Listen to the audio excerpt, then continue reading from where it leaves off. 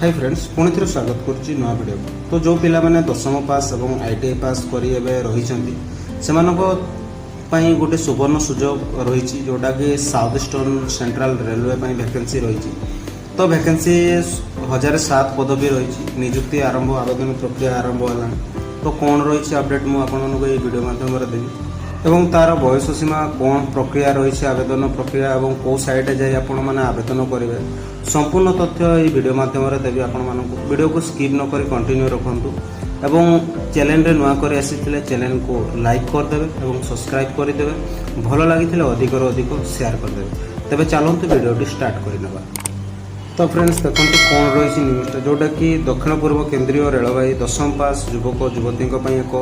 सुवर्ण सुजोग प्रदान करिछि। रेलवे शिक्षार्थी पदवी निजुक्ति आवेदन प्रक्रिया आरंभ करिछि। आग्रही एवं योग्य प्रार्थी मानक अप्रेंटिसशिप इंडिया रे ऑफिशियल वेबसाइट रे जोटा कि अप्रेंटिसशिप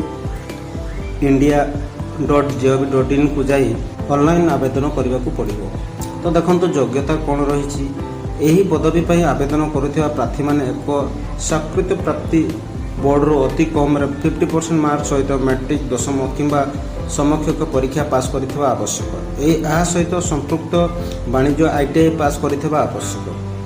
देखो विज्ञप्ति अनुसार बयस सीमा बयस कहवाक गले प्रार्थी बयस 15 ରୁ 24 वर्ष मध्य होता उचित सेहीपरि समय सरकारी नियम अनुसार संगत वर्ग गुड़िक बयस छाड़ कर दिया। तो किपरि चयन प्रक्रिया रही पदवी प्रार्थी चयन मेरिट लिस्ट आधार करा दशम परीक्षा प्रार्थी द्वारा प्राप्त मार्क हाराहारी किंबा संपृक्त वाणिज्य आईटीआई जो मार्कशीट आधार लिस्ट प्रस्तुत करा कौन लिखित परीक्षा किंबा साक्षरता होगाक पड़ो ना। देखो आवेदन डेट रही 5 एप्रिल रु 4 मे पर्यंत रही आग्रही प्रार्थी मैंने जल्दी जाइए अप्लाई कर।